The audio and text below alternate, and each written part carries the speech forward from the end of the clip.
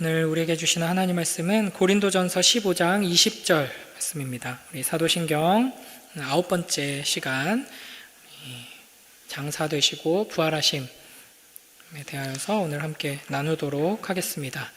우리 고린도전서 15장 20절 우리 한 절 말씀 읽고 시작하도록 하겠습니다. 고린도전서 15장 20절 우리 한 절이니까 함께 한 목소리로 읽습니다. 시작. 그러나 이제 그리스도께서 죽은 자 가운데서 다시 살아나사 잠자는 자들의 첫 열매가 되셨도다. 아멘. 네, 매번 요즘에 계속 시작하면서 하는 말인 것 같지만 오늘 이 다루는 주제가 제일 중요합니다. 네, 핵심 중에 핵심이거든요. 사실은 초대교회에 이제 사도들이, 예수님의 제자들이, 그리고 초대교회가 이 세상에 선포했던 메시지가 무엇인가, 그거를 딱 한마디로 하면 예수가 부활했다 이겁니다. 그만큼 굉장히 중요하다는 거죠. 뿐만 아니라 이거는 이제 기독교 신앙, 복음, 성경의 메시지 안에서 가장 중요하다 정도 수준이 아니라 인류 역사상 가장 중요한 사건이 바로 부활 사건이라고 할 수 있습니다. 그러니까 인류 역사를 뒤바꾼 중요한 순간들, 중요한 발명들이 여러 가지가 있죠. 뭐가 있을까요? 이 역사 속에서 제일 중요한 순간, 꼽자면 원시인이 불을 발견하는 순간이라든지, 바퀴의 발명이라든지, 역사학자들이 여러 가지 재밌는 이야기를 합니다. 또 최근에 어떤 이제 학자는 에어컨의 발명이 이제 인류 발전의 가장 중요한 순간이었다. 캐리어라는 사람이 개발했다고 해요. 네, 에어컨이 있었기 때문에 지금 반도체 같은 것들도 이제 에어컨이 없었으면 못 만든다고 하더라고요. 이런 것들. 그리고 이제 여러 가지 그 백신이나 이제 예방 접종을 개발했던 것. 그리고 비슷한 맥락에서 비누와 이제 위생 청결에 대한 개념을 이제 세운 것, 이런 것들이 인류 역사의 아주 중요한 순간으로 꼽습니다. 그리고 이제 어떤 학자들은, 일반 학자들 중에서도 사도 바울이 아시아 쪽으로 가려고 하는데 성령 하나님께서 딱 막으시고 이렇게 유럽 쪽으로 선교를 가게 바꾸시잖아요, 방향을. 그 순간이 인류 역사의 방향을 확 바꾼 순간이다. 그래서 이제 유럽 을 중심으로 한 서양의 역사가 기독교 문화 근간이 되는 것, 그 순간 결정되었다, 이렇게 평가를 하기도 하고요. 요즘 이제 AI가 이렇게 막 엄청나게 이렇게 막 발전하는 것을 보면은 이제 아마 수십 년 후에 지금 이 시점을 돌아봤을 때, 그때 AI가 딱 개발되면서 세상이 이렇게 바뀌었구나 할 수도 있을 것 같아요. 자, 그러나 이 모든 것들과는 비교할 수 없을 만큼 가장 중요한 순간이 바로 예수 그리스도께서 부활하신 이 순간입니다. 오늘 이제 그 부활에 대하여서 이제 사도신경에서 무엇을 이제 우리가 고백하도록 가르치고 있는가를 살펴보려고 하는데요. 먼저 이 사도신경의 고백을 보면 장사된 지 사흘 만에 죽은 자 가운데서 다시 살아나셨으며 라고 우리가 고백합니다. 이거를 이제 오늘 세 가지로 나눠볼 건데, 앞에 두 가지는 최대한 간략하게 보고 이제 부활에 대한 내용을 중점적으로 살펴보려고 합니다. 그래서 여러분이 이제 홈페이지에 제가 자료 분량 걱정 안 하고 그냥 막 많이 올려놓거든요. 그걸 한번 쭉 읽어보시면 되고, 자, 세 가지인데, 장사되셨고 음부에 내려가셨고 3일째 죽은 사람들 가운데 다시 살아나셨다. 우리 빨간 글씨 한번 같이 읽어봅니다. 시작. 장사되셨고 음부에 내려가셨고 3일째에 죽은 사람들 가운데서 다시 살아나셨다. 예수님의 장사되심, 음부에 내려가심, 부활하심, 이 세 가지를 십자가의 죽으심 이후에 사도신경이 정리해서 신앙으로 고백하고 있습니다. 장사되심은 뭐냐면 예수님이 십자가에서 죽으신 다음에 장례식을 정식으로 치렀다는 거예요. 물론 예수님의 제자들은 무서워서 다 도망갔죠. 그때 이제 빌라도를 찾아가서 예수님의 시신을 우리한테 내주십시오, 우리가 장례를 치르겠습니다 한 사람이 있습니다. 아리마대 요셉이라고 유대 종교 지도자였고 높은 사람이었습니다. 네, 그 사람이 이제 달라고 하자 빌라도가 진짜 이 사람이 죽었나 이제 이야기를 들어보고 죽은 게 확실하니까 그 시체를 내주죠. 그때 이제 같이 예수님의 시체를 수습해서 유대인들이 하던 방식으로 정식으로 장례를 치르는데 도왔던 또 한 사람이 예수님을 밤에 몰래 찾아와서 질문했던 사람. 이름 뭘까요? 니로 시작하는 니고데모. 니고데모도 이제 유대 종교 지도자죠. 바리새인이죠. 그 두 사람이 예수님을 아주 정식으로 아주 값비싼 약품들을 다 예수님의 시체에 발라서 이제 장사를 치러냅니다. 그러니까 예수님은 십자가에 달려 공적으로 역사 속에서 죽으셨고 이제 장례식까지 다 정식으로 치루어졌다라는 걸 보여주는 거죠. 그리고 나서 한글 사도신경에는 없지만 영어 사도신경이나 이제 아주 오래된 이제 라틴어 사도신경, 대부분의 다른 언어로 번역된 사도신경에는 들어있는 한 고백이 있는데 바로 음부에 내려가심입니다. 음부가 쉽게 말하면 지옥이라고 할 수 있죠. 그래서 사실은 이게 사도신경의 모든 고백들 중에서 제일 논란이 있는 구절 중에 하나입니다. 해석이 좀 다양하고 그리고 옛날 사본 중에는 이게 빠져 있는 것도 있어서 이제 그래서 그냥 제외하자라고 했던 교단이 이제 감리교였습니다. 그런데 이제 한글 번역에서는 이게 왜 아예 빠져버렸는가, 대부분 다른 문화권에서는 이걸 고백하는데 왜 빠졌는가 하면은 이제 선교 초기에 이제 뭐 아펜젤러, 뭐 언더우드 이런 이제 선교사님들이 초창기에 와서 한글로 성경을 번역하고 뭐 찬송가를 번역하고 하는 와중에 이제 모든 교단들이 함께 모여서 일을 했죠. 그때 이제 찬송가를 번역하는데 찬송가 맨 앞에 주기도문, 사도신경, 십계명 이런 걸 집어넣잖아요. 근데 주기도문이나 십계명은 성경 안에 본문이 있기 때문에 이견이 없어요. 그런데 사도신경은 장로교나 다른 교단들은 다 음부에 내려가셨다가 라는 고백이 있는데 감리교가 없는 겁니다. 그러니까 이거를 이제 토론하고 막 서로 이제 논쟁을 하는데 시간이 오래 걸리니까 그냥 장로교가 대표로 양보를 해요. 그래서 우리 그냥 뺍시다. 어차피 논란이 많고 또 이게 왜 들어갔는지 어떤 의미인지 가르치려면 복잡하니까 그냥 뺍시다. 이렇게 했던 거죠. 그러니까 이게 이제 좀 쉬운 길을 택한 거예요. 일종의 행복한 무지의 상태. 그러니까 모르는 게 약이다. 그러니까 그냥 빼버리자. 이렇게 했던 건데 사실은 행복한 무지보다는 조금 복잡하고 어렵고 잘못 이해할 위험이 있음에도 불구하고 제대로 배워서 고백하는 게 좋죠.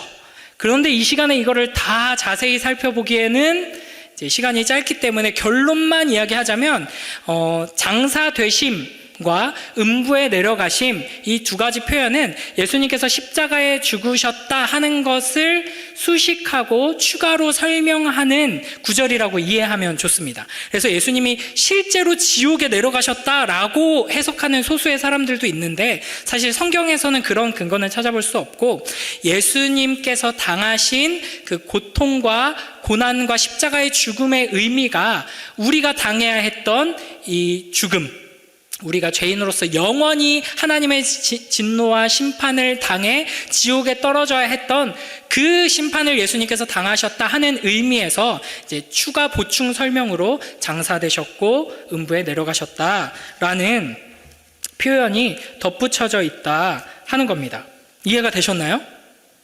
네, 이해가 안 되셨으면 큰일 납니다. 이걸 자세히 설명하면 더 길어져요. 막 성경 본문 다 찾아보고 이러면 큰일 나요. 자, 그래서 이제 그렇게 이해를 하고 나서 이제 우리가 부활에 대해서 좀 살펴보려고 합니다. 자, 먼저 예수님의 죽음을 생각했을 때 이 끔찍하고 비참하고 처절한 죽음 앞에서 예수님을 따르던 제자들 또 그 무리들은 어떤 심정이었을까를 한번 우리가 생각해 볼 필요가 있습니다. 그러니까 특히 이제 사도들은 인생을 다 걸고 모든 걸 버리고 예수님을 따랐죠. 그 당시 이제 랍비를 따르는 이제 제자들은 다 마찬가지로 이제 평생 나는 이 내 스승이 하는 일을 따라서 이어받겠다라는 각오로 따르기 때문에 자기의 생업을 다 버리고 따랐습니다. 사도들이 완전히 모든 걸 버리고 3년 동안 예수님을 따랐죠. 그러면서 예수님께서 하시는 말씀, 행하시는 일, 이 모든 것을 보고 이제 직접 경험하고 제자 훈련을 3년 동안 동거동락하면서 받은 거예요. 그래서 설교도 많이 듣고 많이 배우고 실습도 많이 하고 했는데, 그러면서 이들이 기대했던 건 이 놀라운 분을 통해서 하나님께서 우리에게 약속하셨던 이스라엘이 회복되겠구나 하는 꿈에 부풀어 있었습니다. 그래서 막판에 예수님께서는 계속 십자가를 예고하셨지만, 그리고 십자가와 부활까지도 예고하셨어요. 그러나 그걸 제대로 이해하지 못하고 알아듣지 못하죠. 왜냐하면 그들은 꿈에 부풀어 있었거든요. 이 엄청난 능력을 가진 분이 하나님이 약속하신 그 이스라엘을 회복시킬 왕이구나. 그런데 이 왕의 제자야. 그러니까 나는 최소한 장관은 되겠구나, 이런 꿈을 가지고 단순히 개인의 욕심이라기보다는 그들은 순수하게 하나님의 약속을 사모했던 사람들인 거예요. 하나님의 나라가 이 땅에 다시 회복되길, 예전 다윗과 솔로몬의 왕국처럼 다시 회복될 거야. 그러면 얼마나 하나님께서 우리를 통해 기뻐하시고 영광 받으실까, 이런 한편으로는 순수한 신앙의 마음도 있었던 사람들이에요. 이제 그런 기대를 가지고 모든 걸 버리고 예수님을 따랐는데, 예수님이 로마 총독의 의해서 사형 판결을 받고 죽으십니다. 근데 나무에 달려 죽으시죠. 이게 유대인들의 입장에선 구약 성경의 맥락에서 뭐라 그랬어요? 여호와 하나님께 버림받고 하나님의 진노와 저주를 받은 죽음. 그러니까 완전한 실패인 거죠. 얼마나 충격을 받았을까요? 그래서 절망에 빠져서 제자들이 뿔뿔이 흩어집니다. 그리고 무서워했어요. 왜냐하면 제자였잖아요. 그러니까 예수님을 본보기로 너네 한 번 더 이런 짓거리 하면 이렇게 찢어 죽일 거야 라고 보여줬어요. 그러니까 잘못 걸리면 너 제자지, 너도 똑같이 당해라 하면서 잡혀갈 위험이 있었죠. 그러니까 굉장히 두려워했을 겁니다. 그러니까 만약에 이야기가 여기서 끝나버렸다면, 우리가 무엇을 믿습니까? 라고 할 때 부활이 없이 십자가의 죽음에서 이 모든 이야기가 끝나버렸다면 너무 허무하겠죠. 근데 물론 잘 생각해보면 십자가까지만 있어도 의미는 있습니다. 그러니까 예수님의 죽음을 생각해보면 부활 없이 십자가의 죽음만 생각해도 숭고하고 아름다운 죽음이죠. 빌라도가 공적으로 판결을 막판에는 뒤집었지만 계속 반복적으로 얘기했듯이 이 사람 죄 없는데? 라고 이야기를 했어요. 그걸 통해서 예수님의 무죄하심을 이제 또 드러내 보여주시는 거거든요. 죄 없으신, 누구를 해코지하지도 않으시고 이제 사람들을 도우시고 어루만지시고 살리시고 절망 가운데 있는 자들에게 소망을 불어넣어 주신, 그리고 그 당시에는 제대로 이해하지 못했지만 너희를 위해 내가 왔다, 너희를 위해 내가 죽을 거다, 너희를 위해서 내가 목숨까지 다 바쳐서 하나님 말씀에 순종할 거다 라고 계획하시고 그 계획하신 대로 죽으신 분이에요. 그러니까 얼마나 숭고한 죽음이에요. 자기가 의도하지 않았지만 누군가를 살리기 위해 죽는 죽음은 우리의 마음을 울리죠. 그래서 불길 속에서 수많은 사람의 생명을 구하고 불타서 희생된 소방관이라든지, 전쟁터에서 동료들을 살리기 위해서 자기 몸으로 수류탄을 껴안고 폭파된 이렇게 전쟁 영웅이라든지 이런 이야기들, 자기 자녀와 가족들을 살리기 위해서 순간적으로 자기 몸을 내던진 엄마의 이야기, 아빠의 이야기, 그런 이야기를 들을 때 너무나도 아름답고 숭고한 죽음이죠. 예수님의 십자가가 부활이 없이 봐도 이런 이야기와 비교할 수 없을 만큼 놀랍고 아름답고 숭고한 죽음입니다. 그러나 기독교는 단순히 이런 위대한 죽음, 숭고한 죽음의 감동 스토리에 기반한 종교가 아니죠. 이 죽음을 이기시고 부활하신 승리의 주 예수 그리스도를 믿는 것이 바로 우리의 신앙입니다. 그래서 이 기독교를 빈 무덤의 종교라고 부르죠. 보통의 훌륭한 사람들, 이렇게 큰 영향력을 끼친 사람들, 특히 이제 어떤 사상가나 종교의 지도자들은 무덤이 있습니다. 그래서 그 사람을 기리죠. 그 사람을 기억합니다. 그러나 예수님의 무덤은 없죠. 그렇죠? 예수님의 무덤이 없는 이유는 예수님께서 부활하셨기 때문입니다. 그래서 이제 우리가 이 부활이라는 사건에 기반해 우리의 신앙을 세워 나가야 합니다. 그래서 오늘 이제 제가 간단하게 살펴볼 게 뭐냐면, 기독교 신앙을 반대하고 인정하지 않는 사람들도 인정하는 팩트 6가지를 제가 소개할 거예요. 이거는 이제 정상적인 사고를 하는 사람이라면 크리스천이 아니고 또 심지어는 무신론자거나 반신론자들이 있다 그랬죠. 리처드 도킨스처럼 종교는 없어야 돼. 종교는 사기야. 종교를 없애기 위해서 우리 다 함께 힘을 합치자 하는 입장을 가진 사람들 중에서도 아주 극단적인 소수의 사람을 제외하고는 인정하는 팩트입니다. 이게 6가지가 있는데요. 첫 번째로 예수님께서 본디오 빌라도에 의해서 십자가에 못 박혀 죽으셨다 하는 겁니다. 이거는 이제 역사적인 사실이기 때문에 이걸 거부할 수가 없죠. 두 번째, 예수님은 죽은 후에 아까 말했듯이 아리마대 요셉의 무덤에 이제 묻히셨다. 여기에 이제 함께한 사람이 니고데모라는 사람이었죠. 그리고 이제 세 번째, 예수님의 시체가 놓여있던 무덤이 비어 있었다.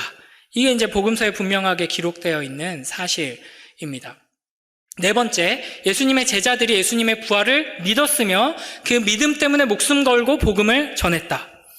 그러니까 부활이 있었는지 없었는지는 모르지만 모두가 인정하는 사실은 뭐냐면 부활이 있었다고 믿는 사람들이 있었고 그 사람들이 목숨을 걸고 예수님이 부활하셨다고 외쳤으며 그것 때문에 죽어가면서도 끝까지 외쳐가지고 결국에는 로마가 어떻게 됐어요? 기독교를 계속 핍박하다가 이 늘어나는 부활의 증인들을 감당하지 못하고 이제 기독교를 공인하고 이제 교회가 어마어마하게 전파되게 되죠. 그 다음에 5번째, 그 중에서 예수님의 적대적이었던 사람들 역시 예수님의 부활을 믿었으며 그 믿음 때문에 목숨 걸고 복음을 전했다. 이런 사람의 대표가 바로 사도 바울이죠. 그러니까 유대교 신앙을 너무나도 중요하게 여겨서 하나님의 율법을 훼손하는 자들을 이제 잡아서 법정에 넘기고 감옥에 가두는 역할을 하는, 지금으로 치면 이제 검사 같은 역할을 하는 엘리트가 바울이었어요. 그런데 이 바울이 부활하신 예수님을 만난 후에 정반대로 내가 부활하신 예수님을 만났다. 예수님께서 부활하셨다. 예수님께서 바로 하나님께서 보내신 바로 그분이다 라고 하면서 목숨을 걸고 평생 살아갔던 거죠. 그 결과 7번째, 1세기 기독교가 폭발적으로 부흥했다. 이 7가지, 6가지인데 어떻게 된 거죠? 번호가 바뀌었네요.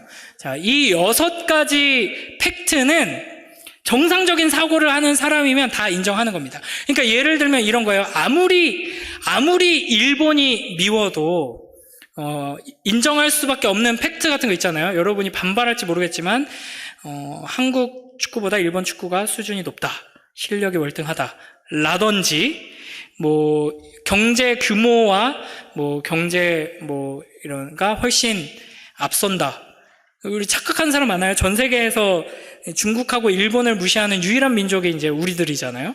근데 일본 거의 세계 2위를 오랫동안 했던 국가거든요. 어마어마한 부자예요. 그래서 일본 경제가 지금 몇십 년째 힘들다라고 하는데 건물 몇 채 갖고 있는 건물주가 요즘 너무 힘들어 하는 거랑 우리는 막 아무것도 없는 데서 폐허해서 막 겨우 건물 지어가지고 이제 살고 있는 사람들이랑 이제 차이가 있잖아요. 그러니까 우리가 일본이 너무 싫고 그래서 여기 이제 얼마 전에 일본 여행 갔다 오신 이제 친일파 분들도 앉아 계시긴 한데 일본이 아무리 싫고 해도 팩트는 우리가 무시할 수가 없단 말이에요. 그 팩트를 어떻게 해석하느냐. 그러니까 일본을 우리가 따라야 되고 일본이랑 친하게 지내야 되고 일본이 사과 안 해도 일본 사람들 다 우리가 먼저 용서하고 일본이랑 계속 잘 지내야지. 우리가 더 바짝 엎드려야지. 이렇게 반응하는 사람이 있고 우리가 극복해야 돼서 이겨야 돼. 이렇게 하는 사람이 있는 거잖아요. 그러니까 팩트는 변하지 않아요. 그러니까 이 초대교회의 그리고 예수님의 부활에서부터 일어났던 사건에 대한 이 6가지 팩트는 변하지 않습니다. 이게 이제 이런 걸 인정하지 않으려면 이순신 장군이 실존 인물이야 나는 인정할 수 없어. 이렇게 막무가내로 가지 않는 이상 이제 이거는 모든 학자들이 인정하는 바이기 때문에 인정할 수밖에 없습니다. 근데 중요한 건 다시 한번 이 6가지 팩트를 띄워주세요. 이걸 어떻게 해석하느냐가 문제인 거죠. 사실은 우리 중에 하나님께서 은혜를 주셔서 예수 그리스도의 부활을 아멘으로 믿는 사람들 입장에서는 쉽습니다. 이 6가지 팩트를 어떻게 좋아해서 이해하느냐. 예수님이 부활하셨으니까 이런 일들이 일어났지 라고 이해하면 쉽습니다. 근데 예수님이 진짜 부활했다는 것을 도저히 인정할 수 없는 사람들은 다른 설명을 하려고 노력하죠. 그럼 몇 가지가 있는데 예수님이 안 죽었다. 여기서부터 이제 태클을 걸고 넘어가는 겁니다. 근데 상식적으로 예수님은 그냥 강도 맞아서 죽은 게 아니라 사형 집행을 당한 거예요. 근데 그 당시 로마 법에서는 사형 집행관들이 사형을 제대로 집행하지 않아서 사형수가 살아나서 도망간다. 그러면은 자기 목숨값으로 처벌을 받아야 됩니다. 그러니까 예수님이 안 죽었다고 생각할 수 있는 가능성이 없죠. 그리고 이제 여러 가지가 있는데 그 중에 한 가지를 이야기해보자면, 그러니까 한 번 더 띄워주세요. 이 6가지 팩트를 조화시키려고, 예수님이 죽은 건 공격할 수가 없어요. 죽은 게 확실해요. 그리고 무덤에 묻혔어요. 그런데 무덤이 비어 있었죠. 그러니까 제자들이 훔쳐갔다. 라고 이제 설명을 한다든지, 아니면 제자들이 그 빈 무덤을 보고 부활하신 예수님을 만났다고 하면서 갑자기 180도 변해서 막 전파하고 다니면서 교회가 시작됐잖아요. 그러니까 예수님의 제자들이 헛것을 봤다, 환상을 봤다라고 주장하는 가설도 있습니다. 이게 이제 그냥 헛소리처럼 들리지만 제일 유력한 가설들만 제가 말씀드리는 거예요. 근데 여러분, 이 정도로 수많은 사람들이 동일한 환상을 동시다발적으로 보면은 그것도 엄청난 기적 아니에요? 그러면은 그냥 믿는 게 나을 것 같아요. 그리고 무엇보다도 예수님의 제자들은 우리 예수님 분명히 부활하실 거야, 분명히 다시 오실 거야, 이렇게 기대하면서 있지 않았어요.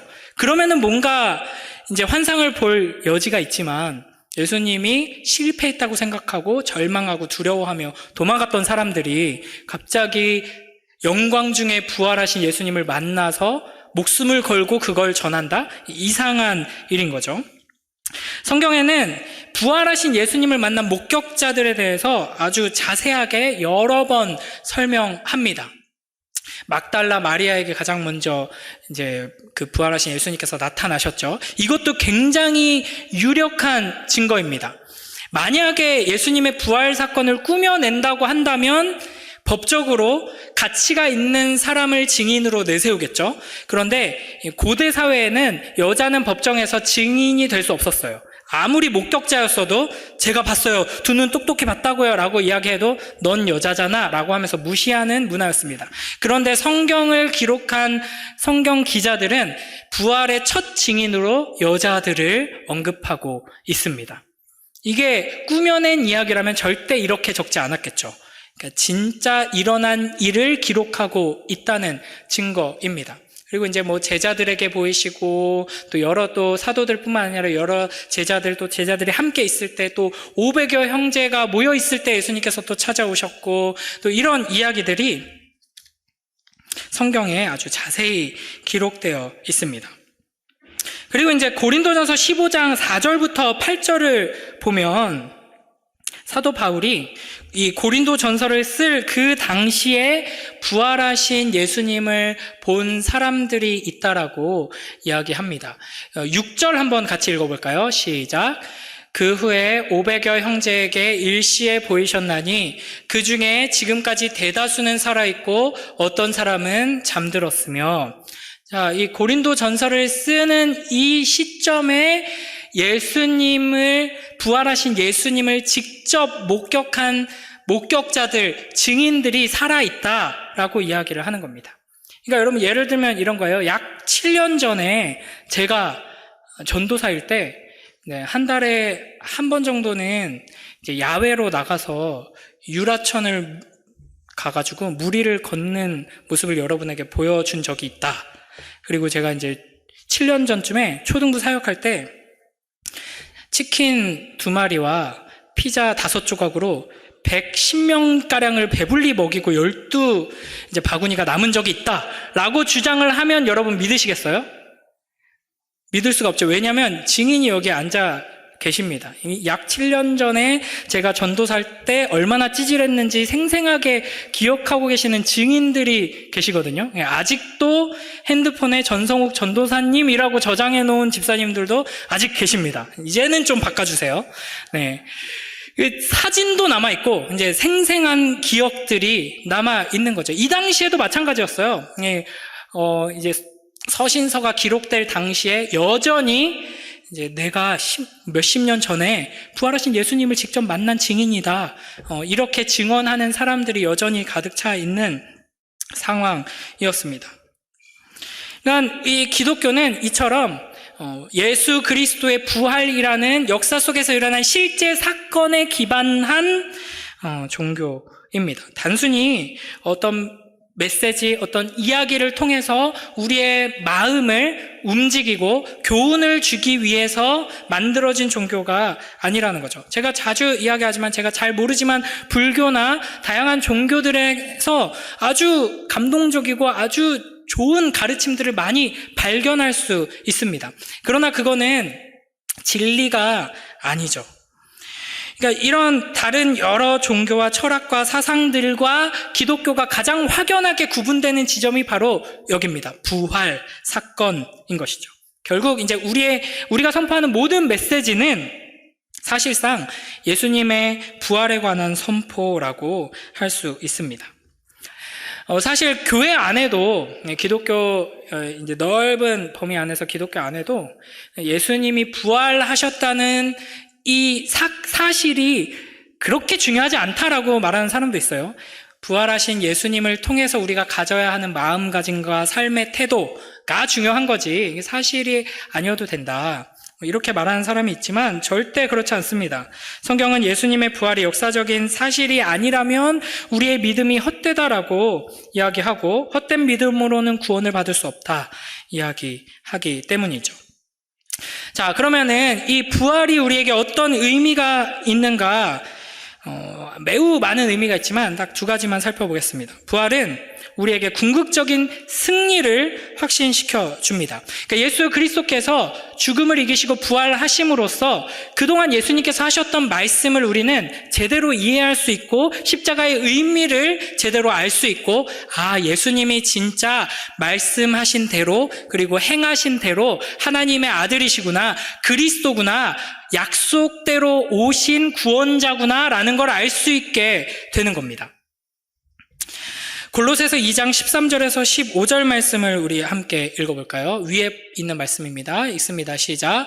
또 범죄와 육체의 무할례로 죽었던 너희를 하나님이 그와 함께 살리시고 우리의 모든 죄를 사하시고 우리를 거스르고 불리하게 하는 법조문으로 쓴 증서를 지우시고 제하여 버리사 십자가에 못 박으시고 통치자들과 권세들을 무력화하여 드러내어 구경거리로 삼으시고 십자가로 그들을 이기셨느니라. 아멘. 예수 그리스도께서는 십자가에서 죽으시고 부활하심으로 죽음을 이기셨습니다. 그래서 우리는 이 부활을 통해 죽음의 권세를 정복하신 승리의 왕을 만나게 되는 것이죠. 그리고 이제 중요한 두 번째 의미가 바로 예수 그리스도의 부활은 첫 열매라는 것입니다. 우리 고린도전서 15장 20절에서 22절 말씀 함께 읽어보겠습니다. 밑에 거 시작. 그러나 이제 그리스도께서 죽은 자 가운데서 다시 살아나사 잠자는 자들의 첫 열매가 되셨도다. 사망이 한 사람으로 말미암았으니 죽은 자의 부활도 한 사람으로 말미암는도다. 아담 안에서 모든 사람이 죽은 것 같이 그리스도 안에서 모든 사람이 삶을 얻으리라. 아멘. 예수 그리스도의 부활은 단순히 예수님이 대단한 분이시다, 예수님이 죽음을 이기신 승리의 왕이시다, 그러므로 예수님을 의지하자 정도에서 머무는 것이 아니라 예수님과 함께 우리가 예수님을 믿는 자들이 예수님과 함께 십자가에 달려 죽고 저렇게 영광스러운 부활로 부활하게 된다는 것을 보여주는 첫 열매입니다. 어떤 나무에 첫 열매가 이제 가을이 되어서 첫 열매가 맺힌다는 것은 이 나무가 이제 이 가을 동안 풍성한 열매를 계속 맺게 된다는 걸 보여주는 거죠. 마찬가지로 예수 그리스도의 부활은 우리의 부활의 예고편이라고 할 수 있습니다. 그러므로 우리는 이 부활을 소망해야 합니다. 만약에 부활이 없다면 사실은 엄밀하게 말해서 십자가는 그냥 아름답고 감동적인 위대한 죽음 중에 하나일 뿐이고 우리의 삶에 큰 영향을 끼치지 못할 것입니다. 그냥 내가 살고 싶은 대로 세상 사람들이 하듯 내 마음대로 내 계획대로 살아가면 그만입니다. 그러나 예수 그리스도께서 참으로 말씀하신 그대로 예언대로 약속된 대로 죽으시고 부활하셨다면 그것은 예수님이 참 하나님이시며 참 사람이신 그리스도라는 것을 확증하는 것이고 오직 예수 그리스도를 믿는 자들에게만 구원이 있다는 것이며 예수 그리스도를 믿는 자들에게는 부활이 있다는 것이기 때문에 우리의 인생의 의미가 여기에 달리게 되는 것입니다. 그러므로 부활을 믿는 자들은 이 부활에 근거하여서 살아가야 할 것이고 부활을 아직 믿지 못하는 자들은 부활을 소망해야 할 것입니다. 그래서 오늘 말씀의 결론으로 여러분 우리는 부활의 주님을 만나야 합니다. 제자들은 부활의 주님을 만나고 나서야 완전하게 달라졌습니다. 그러니까 십자가 앞에서 혼란에 빠지고 절망하며 두려움에 도망가던 제자들이 부활의 주님을 만나고 나서는 죽음을 두려워하지 않는 용사와 같은 존재로 변화되게 되었습니다. 자신의 모든 것을 기꺼이 내어주는 사랑의 용사가 된 것이죠. 그래서 교회를 세우고 하나님의 나라를 세우는 초석이 되었습니다.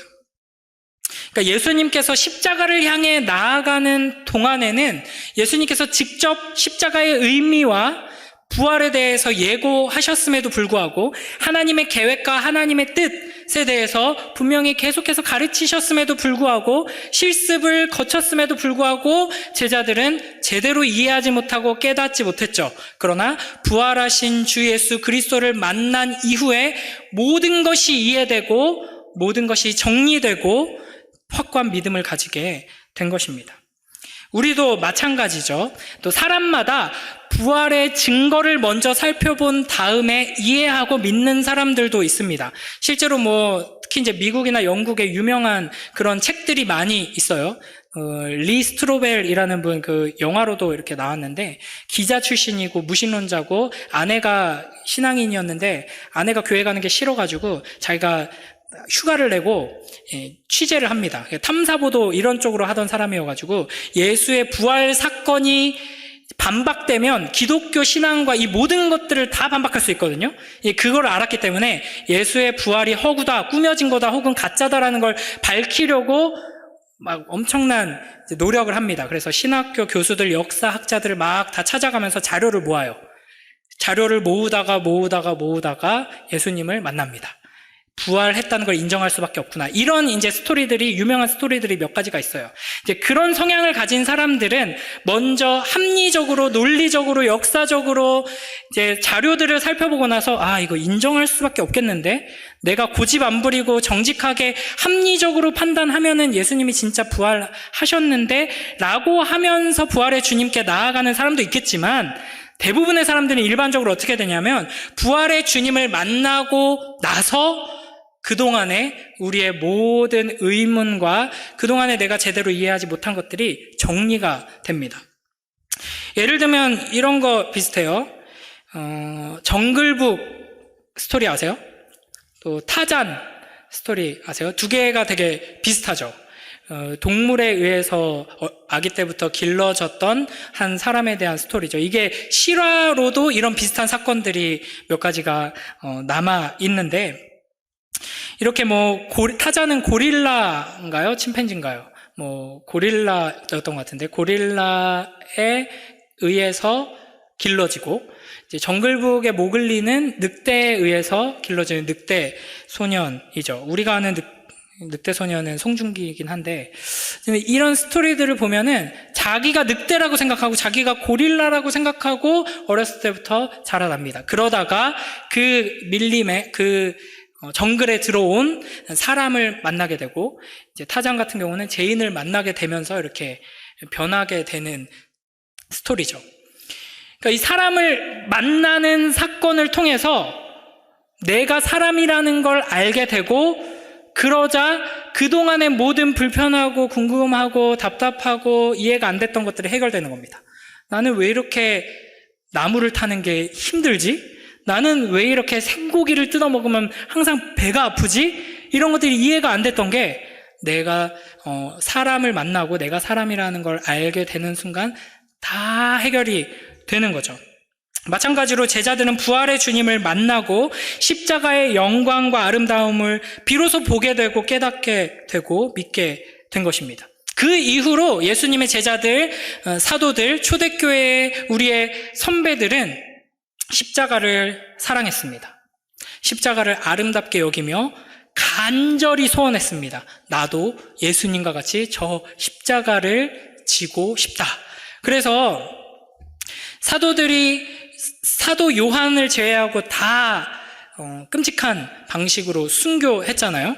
그리고 초대교회 때 수많은 순교자들이 나왔습니다. 그들이 코너에 몰리니까 이제는 더 이상 물러날 곳이 없다라고 하면서 어쩔 수 없이 순교당한 것이 아니라 그 십자가의 죽음과 같은 예수님과 같이 고난당하고 죽는 것을 영광스럽게 여기며 기뻐했습니다. 왜냐하면 부활의 주님을 봤기 때문이죠. 그 부활의 주님이 얼마나 영광스러운지 아름다운지를 보았기 때문이죠. 그래서 십자가 이후에 무엇이 있는지를 깨달았기 때문입니다. 마지막으로 이 부활의 주님을 만난 자들에게 부활의 능력이 어떻게 우리의 삶을 해석하고 우리의 삶을 변화시키는지 한 가지 이야기를 들려드리고 마무리하도록 하겠습니다. 사진 하나 띄워주세요. 루비 캔드릭이라는 선교사님입니다. 미국 텍사스 출신의 선교사님으로 조선 땅에 오십니다. 이 사진이 이제 선교 나오실 때쯤 찍었던 사진인데 대략 나이가 몇 살쯤으로 보이세요? 상당히 젊어 보이죠? 그죠? 옛날 사람들 되게 우리에 비하면 굉장히 노안인 거에 비하면 굉장히 이제 젊어 보이는데 25살의 나이에 우리나라의 선교사로 오십니다. 여기에 이제 25살 근방에 계신 분들 한번 손 들어보세요. 25세 근방에 계신 분들. 네, 이 파릇파릇한 나이에 이제 그 미국 텍사스 그 좋은 곳에 사시던 이 루비 캔드릭 선교사님은 이 황폐한 조선 땅에 오십니다. 그래서 지금 아마 이 양화진에 묘가 있는 걸로 알고 있는데 거기에 묘비에 이렇게 쓰여 있습니다. 만약 내게 1000개의 생명이 있다면 그 모두를 한국을 위해 바치리라. 근데 이분은 조선 땅에 와서 이제 선교 활동을 하다가 9개월 만에 순교하십니다. 근데 선교하던 중에 이제 가족들에게 보낸 편지가 남아 있어요. 제가 한번 읽어보겠습니다. 이곳 조선 땅에 오기 전 집들에 심었던 꽃들이 활짝 피어났다는 소식을 들었을 때 하루 종일 집 생각만 했습니다. 아버지, 어머니, 이곳 조선 땅은 참으로 아름다운 곳입니다. 모두들 하나님을 닮은 사람들 같습니다. 선한 마음과 복음에 대한 열정으로 보아 아마 몇십 년이 지나면 이곳은 예수님의 사랑이 넘치는 곳이 될 것 같습니다. 저는 복음을 듣기 위해 20km를 맨발로 걸어오는 어린아이들을 보았을 때 그들 안에 있는 하나님의 사랑 때문에 오히려 위로를 받습니다. 그러나 한편에서는 탄압이 점점 심해지고 있습니다. 그저께는 예수님을 영접한 지 일주일도 안 된 서너 명이 끌려가 순교했고 토마스 선교사와 제임스 선교사도 순교했습니다. 선교 본부에서는 철수하라는 지시가 있었지만 대부분의 선교사들은 그들이 전도한 조선인들과 아직도 숨어서 예배를 드리고 있습니다. 그들은 모두가 순교를 할 작정인가 봅니다. 오늘 밤은 유난히도 고향으로 돌아가고 싶습니다. 외국인을 죽이고 기독교를 증오한다는 소문 때문에 부도에서 저를 끝까지 말리셨던 어머니의 얼굴이 자꾸 제 눈앞에 아른거립니다. 아버지, 어머니, 어쩌면 이 편지가 마지막이 될 수도 있습니다. 제가 이곳에 오기 전 뒤뜰에 심었던 한 알의 씨앗이 이제 내년이면 온 동네가 꽃으로 가득하겠죠. 그리고 또 다른 씨앗을 만들어 조선 땅에는 많은 꽃들이 피고 그들도 여러 나라에서 씨앗이 될 것입니다. 저는 이 땅에 저의 심장을 묻겠습니다. 바로 이것은 제가 조선을 향해 가지는 열정이 아니라 하나님께서 조선을 향해 가지신 열정이라는 것을 알게 되었습니다. 어머니, 아버지, 사랑합니다. 이 편지를 남기고 얼마 지나지 않아 루비 캔드릭 선교사는 순교합니다. 그리고 그 소식을 들은 고향 마을의 교회와 그 주변의 그리스도인들이, 젊은이들이 또다시 조선 땅에 선교사로 지원해서 물밀듯이 조선 땅으로 들어오게 되죠. 그 덕분에 우리는 이렇게 함께 모여서 예배를 드리고 있습니다. 이 루비 캔드릭 선교사가 이렇게 목숨을 바쳐서 복음을 전할 수 있었던 힘이 어디서 나오느냐? 편지에서 나오죠. 바로 이것은 제가 조선을 향해 가지는 열정이 아니라 하나님께서 조선을 향해 가지신 열정이라는 것을 알게 되었습니다. 부활의 주님을 만나는 자들은 그 십자가를 사랑하게 됩니다. 그래서 자기의 모든 것을 내어주는 사랑으로 사랑하기를 간절히 원하며 담대히 그 자리로 나아가게 되는 것이죠. 여러분, 우리 모두가 영광 중에 계신 부활의 주 예수 그리스도를 만나는 은혜를 누리게 되길 주님의 이름으로 축복합니다. 그리하여서 우리에게 약속된 그 자리가 어디인지, 우리에게 주신 하나님의 그 능력이, 그 놀라운 사랑의 능력이 어떠한지를 깨달아 알고 그 아름다운 십자가의 사랑의 길로 뚜벅뚜벅 걸어 나감으로써 죽은 자들을 살리고 우는 자들을 위로하고 무너진 이 땅을 회복하는 복된 우리 모두가 되길 주님의 이름으로 축복합니다. 이 시간 함께 기도하며 나아가도록 하겠습니다. 기도하고 우리 함께 찬양할 텐데요. 우리 함께 기도할 때 주님, 부활의 주님을 만나게 하여 주시옵소서. 부활하신 주님, 우리를 만나 주셔서 그 영광을 보고 참으로 우리 주 예수 그리스도께서 지금도 살아 역사하심을 알게 하여 주시옵소서.